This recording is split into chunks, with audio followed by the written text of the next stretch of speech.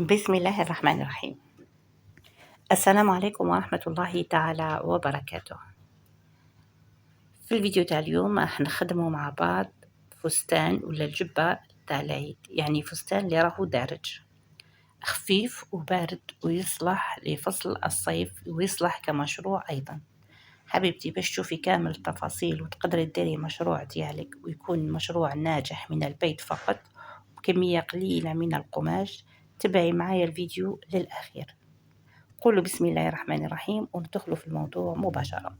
هنا كنت استعملت 120 سنتيم فقط، تلبس حتى طاي اكس ال، وكي تكون لا طاي شوية كبيرة استعملي 150 وزيدي دوما 160، فهمتيني؟ يعني باش ديري جميع الأحجام، يعني قاع لي طاي ديريهم. قلت لكم هنا حطويت القماش تاعي على 4 وبديت بالرقبة. خديت 8 سنتيم تاع الرقبات، 12 سنتيم تاع الأكتاف، هبطت ب3 سنتيم، ومن بعد من الخط هذاك تاع الرقبة حتى الكتف درت خط مستقيم وكملت هبطت حتى يعني خديت طول الأكمام كامل حتى لتحت كما راكي تشوفيه. فوالا كما نوريلكم هكذا. هنا أهبط ب22 سنتيم، وعلى حسب عرض الزندة، يعني كي تكون وحدة شوية سمينة تهبطي حتى 25 سنتيم 26 سنتيم. وهنا نقولوا باش تكون الدوران هذاك يكون عريض ويكون مريح. ومن بعد دخلت ب5 سنتيم وهبطت قبالة، يعني خذيت كامل العرض تاع الفستان. هنا هبط ب3 سنتيم ودرت دوران الرقبة كما تشوفوا. يعني هذا الفستان ما فيش تفصيل بزاف، يعني ما فيش تفاصيل بزاف، ويكون في اللبس تاعو يكون جميل ومريح. واختاري القماش اللي حبيتيه، يعني القماش اللي حبيتي ديري. كاين دوكا الله يبارك أقمشة متنوعة، تحبي ديري هذا تحبي ديري النمري أيضا. هبطت من الأمام 16 سنتيم، واللي تحبها مفتوحة أكتر تهبط حتى ب20 سنتيم. ومن بعد ديري هذاك الخط في، يعني باش يجي الكول في. فوالا شوفوا كيما رسمته هنايا. وفي الكول انا هنا تهبط من عاودت الامام طورتو شويه درتو يعني الدائره يعني يعني باش ما يجينيش فيه هكذاك، يعني على حسب مفتوحه الطلبات. بزاف انا دير نخدمو على 20 حسب الطلبات. سنتيم. هنا جبت القالون تاعي، والقالون من الاحسن تشري بالبوبينه، يعني باش كما نقولوا باش في المشروع تاعك تربحي. شوفوا درت سيرجي في الفستان تاعي، في الجبه كامل درت لها سيرجي. ومن بعد حكمت هذا القالون كما راكم تشوفوا.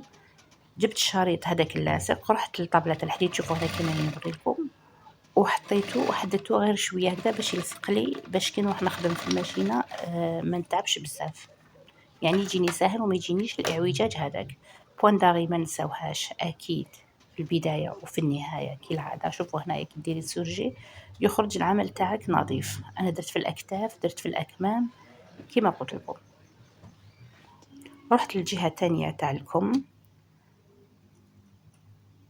ودرت نفس العمليه، درت بوان داغي. شوفوا هنا كي تكوني حاطه كي تخدمي بالشريط اللاصق هذاك تاع الفيزلين، يعني العمل تاعك يكون سهل ومنظم. شوفوا هنايا يعني تجوزي خياطه فقط، يعني ما حش تتعبي. ولي تخيط كميه كبيره كما دائما نقول، واللي ما شافتش تروح تشوف الفيديوهات السابقه. ديري نهار اكيد اللي تكوني حتشري فيه القماش، نهار اللي تفصلي فيه وحده، والنهار اللي تبداي تلصقي القالون بالحديد هذاك تاني ديريه وحده. ومن بعد نهار اللي تبداي تخيطي يجيك سهل، يعني تمتم راح تكملي المشروع ديالك. وهذا الفستان يا ربي يا ربي لبدا من عندك يعني يقولوا بالكثير 30 دقيقة. شوفوا هنا كيفاش تجي الأكمام تجي شابة، وكي تنسقي القالو مع هذاك يعني مع لون القماش راح يجيك شباب أيضا. أنا هنا كان لون القالو ماشي بيض، جاي في البلون صالي. شوفوا باش خرج لي معاه، ويجي مع الغوز يجي مع الفاغ، يعني كاع يجي معاهم. هنا في الكول نفس الشيء، درت هذيك لادوال كولونت هذيك لافيزلين هذيك الرقيقه، كان العرض تاعها نص سنتيم. وجوزت عليها الحديد كما راكم تشوفوا، باش قلت لكم كي نخيط ما يجينيش الاعوجاج في الكول ويجيني ساهل. وتقعدي تجوزي طريق وحده من الفوق وحده من التحت، يعني زوج ديري زوج طرقان باش يجيك شباب. شوفوا هنايا قلت لكم باش يجيكم مليح. تقدري هنا في الوسط ديري هادوك اسمه الطور تاع العنبات هذوك اللي يتباعوا قفالي هكذايا، زعما تشبحيهم ديري 3 ولا ولتحت هنا تقدري ديري هذيك شويشه في اللون الابيض ولا ديريها في الاحمر، يعني على حسب الورود هذوك اللي موجودين في النقشه تاع القماش،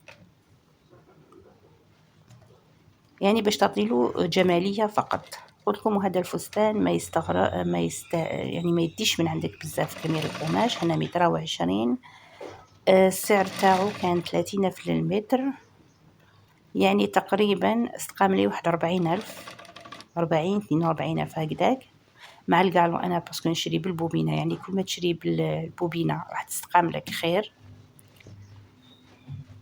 يعني هنا باش ما نكذبش عليكم ما حسبتش شحال دالي القالون، باسكو قلت لكم انا شريت بالبوبينه حدير لك كميه كبيره ايضا. وكي تبيعيه هنايا كي تبيعيه 90,000 راح تربحي فيه. قلت لكم ولا طاي كل ما تكون دوبل اكس ال ولا 3 اكس ال ولا 4 اكس ال راح تشري 160 قماش، باسكو كيما نقولوا العرض راح يزيد، فهمتوا؟ وانتي تخدمي يعني هكذا وديري التسويق تاعك. هنا كانت خلاص لي للاسف وكنت نخيط ما انتبهت لهاش، يعني قلت لكم انتبهوا لهذا الشيء، يعني باش ما قلت لكم هنايا الكول يعني بنفس الطريقه نخدمه. فوالا لازم تكوني ما تخليش يجي مكمش. والفايده تاع القانون هنا كي تحديه محشي يعطيك هذاك زعما نقولوا كي تجبدي القانون تاعك يوقف وحده، فهمتوني؟ كي ديروا لا توال كولونت هذيك من تحت وتحدي فوقها، اكيد تحطي قطعه تاع قماش فوق وتحدي راح يخرج احسن من اللي ديريه وحده، باش ما تقعديش باسكو على بالنا حنا شغل يتيره هو كي تجبديه وكي تخيطيه يبدا لك شغل يجبد القماش يولي معوج. هذه تاني من اسرار تاع الخياطه، يعني باش تسقمي اي قانون ديريه هكا بهذه الطريقه. وهذا نفس الطريقه تفصلي بها الجبه هذيك اللي راهي طوندونس تاع النمريه هذيك اللي داروها بالقانون هذاك تاع البيزا، تقدري تشريه تقدري تشريه على شكل دوائر مع هكذاك شغل حبيبات، وتخدمي اليدين لي مونش تاعك والكول تخدمي هكذا بالكروشي، يعني تشي هذاك الخيط تاع الكروشي الكوطون بار هذاك الخشين اللي فيه الدوغي ودي تلصق تخدمي زعما هكذا سنينات. ولا حبيتو قولوا لي نحط لكم الطريقه تاعو في القناه باذن الله تعالى. هنا نبلو الموديل تاعنا حبيباتي. هنا بعد ما شوفوا كي لصقتو خيطتو كامل، شوفوا من الداخل نقول لكم كيفاش يجي. وليت نغلق لي مونش، يعني درت لي مونش بديت بلي مونش ونهبط حتى لتحت اكيد، وندير سورجي من تحت باش تجي الخياطه تاعي بيان فيني. باسكو منين داك حنا شتو كي نشرو جبات من برا نلقاه ما فيهمش سورجي، تلقاوهم يتباعوا رخاص 60 ولا 50,000 بصح ما تلقايش فيها سورجي، باسكو على هذيك يبيعوها لك رخيصه. حنا من الاحسن كي نخدموا حاجه مفينيوها هكذا ونديروا لها سورجي تخرج شابه. انا هنا كنت كملت خيطو حتى لتحت، ومن بعد في الاخير بدلت رايي وعاودت فتحته تقريبا واحد 10 سنتيم 10 ولا 15 سنتيم ودرت له فتحه منا ومنا. هذا واش فيه الموديل. هنا كان الجزء تاع التفصيل كان راح لي لكن سهل، شتو كيما طراسيت لكم هكذاك تشدي المقص وتقطعي ما فيهاش يعني حاجه كبيره. هنا كيما قلت لكم واحد السورجي، شوفوا سورجيتها ويخرج العمل تاعك نقي ومتقن وبيان فيني. قولكم حبيباتي إذا لحقتوا لهنا ما تنساوش الجام والتعليق والاشتراك وتفعيل زر الجرس باش يلحقكم كل جديد. هنا شو قلت لكم انا كنت كبرت في الكول تاعو، يعني على حسب الطلب. قلت لكم احنا كي نخدموا على حسب الطلب. شوفوا هناك فاش يخرج بيان فيني، يعني شوفوا ما شاء الله تخرج الخدمه القماش تاعو شباب وحلو. هنا الكول قلت لكم تحبوا ديروا هذوك شويشه ديريها في الوسط ولا تخليها هكا، يعني السورجي يعطي لها جماليه وكتخلي تختاري الالوان من نفس القماش، يعني ابيض بالابيض الوردي بالوردي راح يخرج لك العمل تاعك شباب ونظيف. هنا حبيباتي لحقنا النهاية تاع الفيديو. نقولكم إن شاء الله تديروه وتطبقوه وتنجحوا فيه في المشروع هذا. والسلام عليكم ورحمة الله تعالى وبركاته. سلام.